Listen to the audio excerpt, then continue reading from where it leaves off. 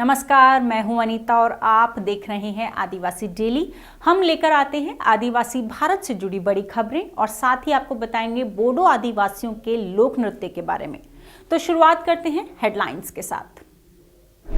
लोकसभा में उठा डीलिस्टिंग का मुद्दा, धर्मांतरण करने वाले आदिवासियों को आरक्षण से हटाने की मांग। कई समुदायों को एसटी में शामिल करने की उठी मांग, मापदंड तय करने पर जोर।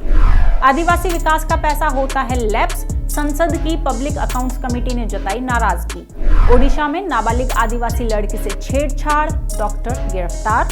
कैसे आदिवासियों की एक भाषा बनी राजनीति का मुद्दा, जानेंगे मैं भी भारत पोल में। और अब खबरें विस्तार से। आज के बुलेटिन की शुरुआत करते हैं बड़ी खबर से। पिछले कुछ दिनों में आदिवासियों के धर्मांतरण का मुद्दा लगातार उठ रहा है। मध्य प्रदेश, छत्तीसगढ़ और झारखंड में इसे लेकर राजनीति भी तेज हुई है, लेकिन बुधवार को लोकसभा में इस मुद्दे को उठाया गया। लोकसभा में शून्यकाल के दौरान बीजेपी के सांसद निशिकांत दुबे ने मांग की कि केंद्र सरकार अन्य धर्मों में परिवर्तित होने वाले अनुसूचित जनजाति के सदस्यों को आरक्षण के लाभों से वंचित करने के लिए प्रावधान लाए। निशिकांत दुबे ने दावा किया कि अनुसूचित जनजाति के सदस्यों को गुमराह करके दूसरे धर्मों में परिवर्तित किया जा रहा है। उन्होंने कहा कि दूसरे धर्मों में परिवर्तित होने वाले लोगों को आरक्षण नहीं मिलना चाहिए।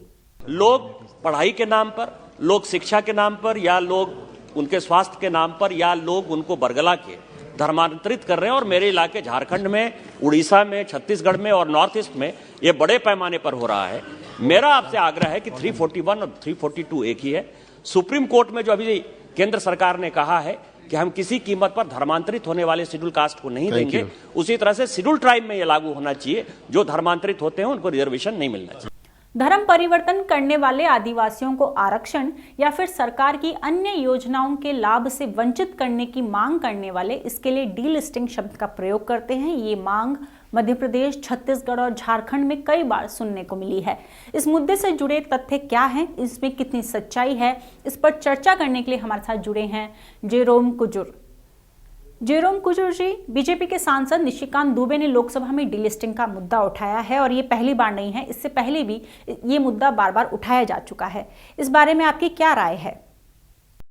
सबसे पहले तो मैं ये बता दूं कि मैं ताकि नाम से ही आपको स्पष्ट हो गया होगा कि मैं Jerome Gerald Kujur Christian family से हूँ और क्रिश्चियन आदिवासी भी हूँ।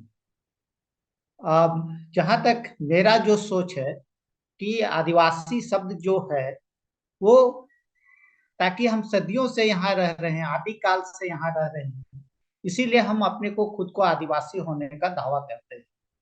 और जो आदिवासियों की जो पहचान है वो किसी धर्म के आधार पर नहीं, बल्कि नस्ल के आधार पे उनका जाति का प्रमाण जो पहचान होती है वो पहचान होती है, जिसके कारण से हम आज अपने आप को आदिवासी कहते हैं।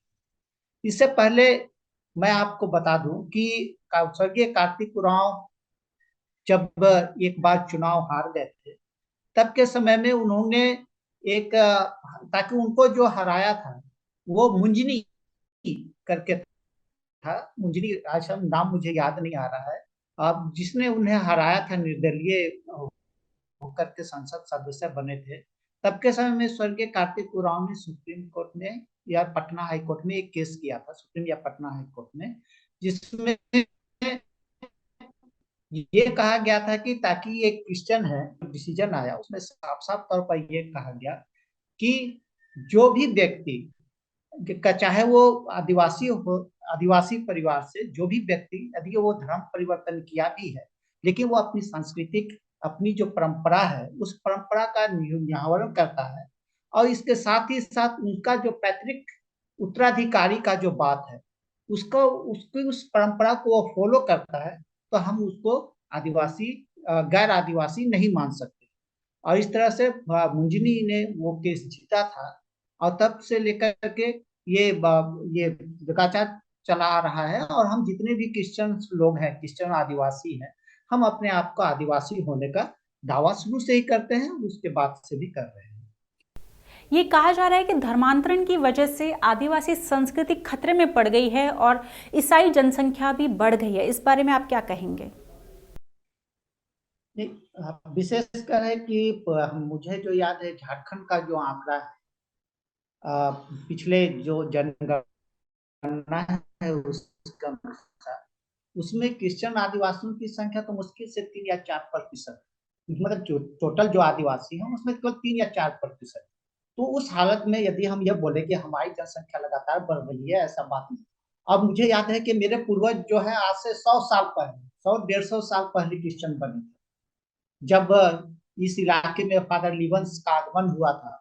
और उन्होंने अपने कार्य के द्वारा यहाँ पर हो सकता है कि हमारे पूर्वजों को प्रभावित किया हो और उन्होंने क्रिश्चियन बनाया।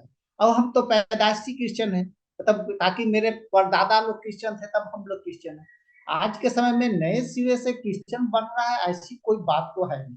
ताकि जो भी साथी हम लोग हैं, हम लोग सब कोई बहुत पुराने हो चुके हैं। हमारे परदादा लोग क्रिश्चियन बने थे, अब अभी हम लोग क्रिश्चियन बने हैं।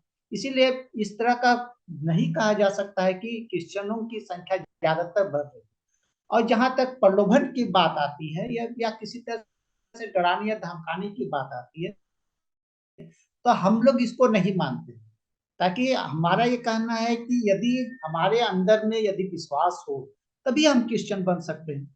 और यदि विश्वास ना हो तो किसी के प्रलोभन देने, किसी के से डराने का तो कोई मतलब नहीं, ताकि वो तो विश्वास की चीज है, आस्था की चीज है। और आस्था तभी बरकरार रह सकती है जब हम सच्चे दिल से किसी को स्वीकार करते हैं। जेरोम कुजूर जी, 2023 में कुछ बड़े राज्यों में विधानसभा के चुनाव होने हैं और 2024 में आम चुनाव भी होने हैं, तो आपको क्या लगता है कि क्या ये मुद्दा चुनावों के लिए एक बड़ा मुद्दा बन सकता है?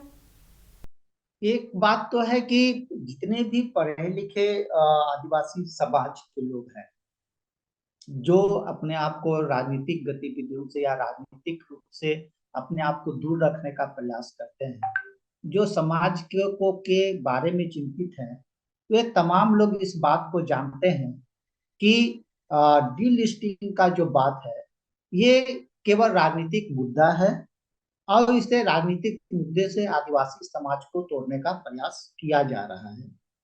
और जहां तक हम लोग ये समझते हैं कि ऐसा कुछ होने का नहीं है। आदिवासी समाज, चाहे वो क्रिश्चियन हो चाहे वो सरना हो, दोनों ही अपने पारंपरिक रीति रिवाजों का पालन करते हैं और उसी के अनुसार वे लोग आगे बढ़ रहे हैं। और जहां तक राजनीतिक तौर पर चुनाव के बारे में ये जो मुद्दा है, ये मुद्दा निश्चित तौर पर है कि बीजेपी का जो एक ताकत है, उस ताकत में कहीं ना कहीं उसके वोटर्स में असर करेगा। लेकिन उसके साथ ही साथ आदिवासी समाज जो सही मायने में खुद को और अपने समाज को समझता और जानता है, और उस आदिवासी समाज में इसका कोई असर नहीं पड़ेगा। और जिस तरह से लोग अपने अपने राजनीतिक दल के समर्थकों को वोट देते आए हैं, उसी तरह वे लोग उनको वोट देंगे। और इसके लिए मुद्दे को उठाना, समाज को तोड़ना, तोड़ने के बाद राजनीति करना, ये तो बीजेपी का परंपरा रहा है। इसके लिए फिर हम लोग कुछ कहने की स्थिति में नहीं है, वो उनकी अपनी राजनीति है। आपको बता दें, अभी तक आरएसएस से जुड़े कुछ संगठन अलग अलग राज्यों में धर्मांतरण कर चुके आदिवासियों को जनजाति की सूची से बाहर करने की मांग करते रहे हैं, जबकि बीजेपी औपचारिक तौर पर इस मसले पर कोई स्टैंड लेने से बचती है। मसलन गुजरात चुनाव में ऐसा देखने को मिला था। बीजेपी के बड़े नेताओं ने आदिवासियों को आश्वासन दिया था कि जो आदिवासी ईसाई धर्म अपना चुके हैं उन्हें डी लिस्ट नहीं किया जाएगा। कई राज्यों में अगले साल विधानसभा के चुनाव होने हैं और 2024 में आम चुनाव हैं, तो ऐसे में देखा जा रहा है कि बीजेपी और आरएसएस ने आदिवासी क्षेत्रों में लोगों को लुभाने के लिए पूरी ताकत झोंक दी है। ये भी देखा गया है कि इस क्रम में बीजेपी बार बार भावनात्मक मुद्दों को हवा दे रही है। वहीं इस खबर का एक दूसरा पहलू और है। मसलन कई हिंदूवादी संगठन भारत के आदिवासियों को हिंदू कहते हैं, जबकि आदिवासियों का एक बड़ा तबका ऐसा है जो इससे सहमत नहीं है। ऐसे में राजनीति के जानकारों का मानना है कि आरएसएस वनवासी कल्याण आश्रमों के जरिए घर वापसी करके आदिवासियों को हिंदू बनाने का काम सालों से कर रहा है। साथ ही ईसाई मिशनरियों को भी निशाना बनाया जा रहा है। बढ़ते हैं अगली खबर की ओर। संसद के शीतकालीन सत्र में इस बार अलग अलग राज्यों के अलग अलग समुदायों को अनुसूचित जनजाति की सूची में शामिल करने की मांग जोर पकड़ती जा रही है। कई सांसद भी इन मांगों का समर्थन कर रहे हैं। लोकसभा में बुधवार को भारतीय जनता पार्टी, तृणमूल कांग्रेस सहित कई दलों के सदस्यों ने अपने अपने प्रदेशों में कुछ समुदायों को अनुसूचित जनजाति का दर्जा दिए जाने की मांग उठाई। बुधवार को लोकसभा में तमिलनाडु की 2 जनजातियों को एसटी की सूची में डालने के प्रावधान वाले विधेयक पर चर्चा हुई थी, जिसके दौरान सांसदों ने अपने अपने राज्यों में जनजातियों के सामने आने वाले मुद्दों को उठाया। बीजेपी सांसद रंजीत सिन्हा, एच नाइक निम्बालकर और एनसीपी सांसद सुप्रिया सुले ने महाराष्ट्र में धनगढ़ समुदाय को अनुसूचित जनजाति की सूची में शामिल करने की मांग की, तो बीजेपी सांसद राजू बिष्टा ने दार्जिलिंग समेत पश्चिम बंगाल की 11 जनजातियों को अनुसूचित जनजाति का दर्जा देने की मांग की। कांग्रेस के जय कुमार ने कहा कि तमिलनाडु के कुछ और समुदायों को जनजाति वर्ग में शामिल करने की जरूरत है। तृणमूल कांग्रेस की प्रतिमा मंडल ने पश्चिम बंगाल के कुछ समुदायों को इस सूची में शामिल करने की बात कही। पिछले 6 सालों से ये समाज लड़ रहा है, भले धनगर समाज हो, भले मराठा समाज हो, भले लिंगायत समाज हो या मुस्लिम समाज हो, सारों की मांग महाराष्ट्र में है। बहुत सारे वहाँ एजिटेशंस होते हैं, मोर्चे होते हैं। तो मेरी केंद्र सरकार से एक ही विनती है कि अगर आप तमिलनाडु के लिए कर सकते हैं तो आप महाराष्ट्र के लिए क्यों नहीं कर रहे? सर, हम गोरखाओं को ये एसटी स्टेटस देते हैं सर, उनकी जो बहुत बड़ी समस्या है, उनको बार बार ये जो विदेशी का लांछना लगता है, उससे उनको मुक्ति मिलेगी। वहीं विपक्षी दलों ने मांग की कि सरकार को टुकड़ों में समुदायों को अनुसूचित जनजाति का दर्जा देने के बजाय जनजातियों की एक व्यापक सूची बनानी चाहिए और उन्हें एसटी के रूप में शामिल करने और मान्यता देने की दिशा में सार्थक कदम उठाने चाहिए। चर्चा के दौरान नेशनल कॉन्फ्रेंस के सांसद हसनैन मसूदी का विचार था कि अनुसूचित जनजाति सूची में समुदायों को जोड़ने से उनके जीवन पर तब तक कोई फर्क नहीं पड़ेगा जब तक सरकारी सेवाएं उन तक पहुंचने में विफल रहती है। आपको ये भी बता दें कि राज्यसभा ने बुधवार को उत्तर प्रदेश के गोंड समुदाय को अनुसूचित जाति से निकालकर अनुसूचित जनजाति सूची में डालने के प्रावधान वाले विधेयक को ध्वनिमत से पारित कर दिया। इससे पहले ये बिल 28 मार्च 2022 को लोकसभा में पेश किया गया था। इसे 1 अप्रैल 2022 को लोकसभा से पारित कर दिया गया था। संसद के इस शीतकालीन सत्र में यूपी समेत कुल 5 राज्यों की 12 जातियों और इनसे जुड़ी उपजातियों को एसटी का दर्जा देने के विधेयक पेश किए गए हैं। और अब बात करते हैं आदिवासी इलाकों में विकास की धीमी रफ्तार के बारे में। संसद की पब्लिक अकाउंट्स कमेटी ने ट्राइबल सब प्लान के मामले में सरकार के रवैये पर नाराजगी जताई है। संसद की इस महत्वपूर्ण माने जाने वाली कमेटी ने ट्राइबल सब प्लान के बारे में सरकार को कुछ जरूरी सिफारिश भेजी थी। इनमें सबसे महत्वपूर्ण सिफारिश ट्राइबल सब प्लान के फंड को नॉन लैप्सेबल पूल में डालने की थी, लेकिन कमेटी ने बुधवार को संसद में एक रिपोर्ट में बताया कि सरकार ने उसकी सिफारिश को नजरअंदाज कर दिया है। संसदीय कमेटी की एक्शन टेकन रिपोर्ट में यह बताया गया कि सरकार इस सिफारिश पर चुप्पी साध गई है।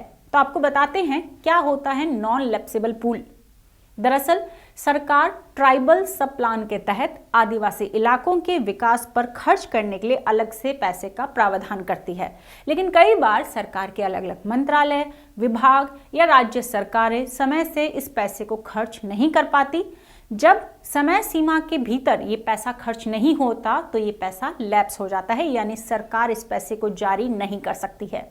इसलिए संसद की कमेटी ने इसे नॉन लैप्सेबल पूल में डालने की सिफारिश की थी, जिससे कि जरूरत पड़ने पर सरकार इन क्षेत्रों में विकास के लिए पैसा जारी कर सके। आपको बता दें कि केंद्र सरकार के कम से कम 40 मंत्रालयों में आदिवासी इलाकों में विकास कार्यों के लिए धन उपलब्ध कराने का प्रावधान है। 2017 में गठित इस कमेटी ने पाया कि वित्त वर्ष के समाप्त होने के साथ ही योजनाओं के लिए उपलब्ध कराया गया धन लैप्स हो जाता है। इस रिपोर्ट में संसदीय कमेटी ने यह भी बताया कि आदिवासी मंत्रालय ने ट्राइबल सब प्लान का पैसा सही तरीके से, सही समय पर और सही जगह पर खर्च किया जाए, इसके लिए कोई निगरानी व्यवस्था या गाइडलाइंस नहीं बनाई है। जाहिर है कि सरकार के मंत्रालयों, विभागों या फिर राज्य सरकारों की लापरवाही या सुस्ती का परिणाम होता है कि आदिवासी इलाकों के विकास पर पैसा कम खर्च होता है। आखिर में खबर है ओडिशा से। ओडिशा के मयूरभंज जिले में पंडित रघुनाथ मुर्मू मेडिकल कॉलेज और अस्पताल में कार्यरत एक डॉक्टर को पुलिस ने गिरफ्तार कर लिया है। बारीपदा शहर पुलिस ने मंगलवार को एक आदिवासी नाबालिग लड़की से छेड़छाड़ करने के आरोप में डॉक्टर को गिरफ्तार किया। खबरों के मुताबिक नाबालिग पीड़िता बारीपदा शहर के पास एक आदिवासी आवासीय विद्यालय की छात्रा थी। सोमवार को जब उसने सीने में दर्द की शिकायत की तो हॉस्टल के मैट्रन ने इसकी जानकारी छात्रा की मां को दी। दोनों उसे PRM-MCH ले गए, जहां डॉक्टर ने कथित तौर पर उसके साथ छेड़छाड़ की। लड़की की मां के विरोध पर डॉक्टर ने तर्क दिया कि एक डॉक्टर रोगी की जांच कर सकता है जैसा वह चाहता है। इसके बाद शाम को पीड़िता और उसके परिजनों ने बारीपदा थाने में डॉक्टर के खिलाफ FIR दर्ज कराई, जिसके बाद पुलिस ने यह कार्रवाई की। पुलिस ने मंगलवार को अनुसूचित जाति और अनुसूचित जनजाति अत्याचार निवारण अधिनियम की धाराओं के तहत मामला दर्ज कर लिया है। IIC बीरेंद्र सेनापति ने बताया कि गिरफ्तारी के बाद डॉक्टर को विशेष पॉक्सो कोर्ट में पेश किया गया। बाद में उसकी जमानत अर्जी खारिज होने के बाद उसे न्यायिक हिरासत में भेज दिया गया।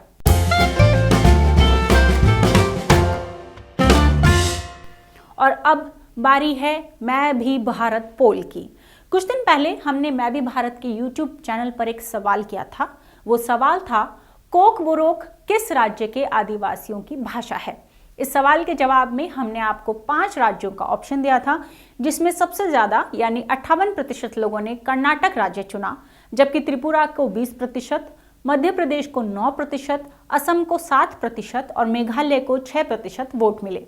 अब तक करीब 2500 लोगों ने इस पोल में हिस्सा लिया है। आपको ये भी बता दें कि हमने ये सवाल क्यों पूछा था। हमने ये सवाल इसलिए पूछा था क्योंकि त्रिपुरा में जल्द ही विधानसभा चुनाव होने हैं और इस बीच राज्य में बनी नई पार्टी टिप्रामोथा ने एक बार फिर त्रिपुरा के मूल निवासियों की भाषा कोक बोरोक की लिपि का मुद्दा उठा दिया है। दरअसल कोक बोरोक भाषा भारत के त्रिपुरा के अलावा बांग्लादेश के कुछ हिस्सों में बोली जाती है।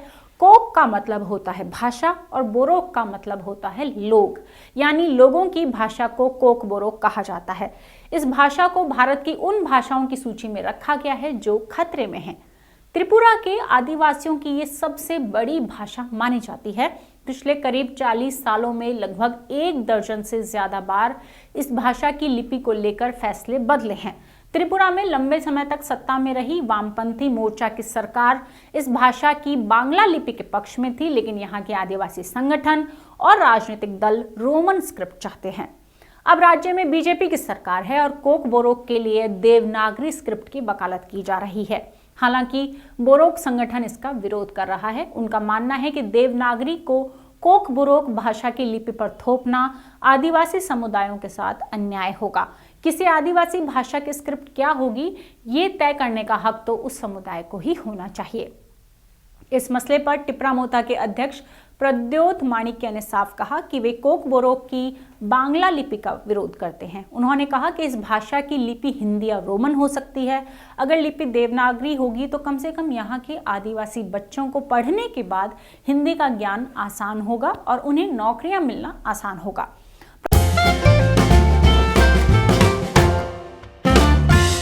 आखिर में चलते हैं हमारे तीसरे सेगमेंट में, जहां आज आपको बताएंगे असम की बोडो जनजाति के लोक नृत्य के बारे में, जिसको कहते हैं बागुरुम्बा।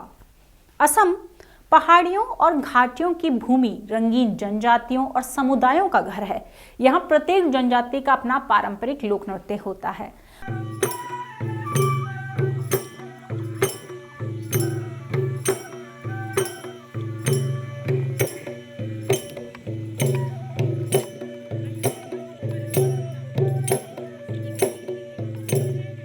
बागुरुम्बा नृत्य के दौरान महिलाएं चमकीले रंग के कपड़े पहनती हैं। वे पारंपरिक असमिया कपड़े पहनती हैं, जिसमें स्कर्ट, ब्लाउज और दुपट्टा शामिल है। एक विशेष कपड़ा भी होता है जिसे वे कंधे पर पहनते हैं और हाथ में पकड़ते हैं। ये कपड़ा बोडो समुदाय का पारंपरिक कपड़ा है। बागुरुम्बा नृत्य करते समय इस कपड़े का उपयोग तितली के पंखों के रूप में किया जाता है। बागुरुम्बा में सरजा, सिफंग, खम, थरखा, जोता और गोंगवाना जैसे कई तरह के पारंपरिक संगीत वाद्य यंत्रों का इस्तेमाल होता है। चेंज कर लूं?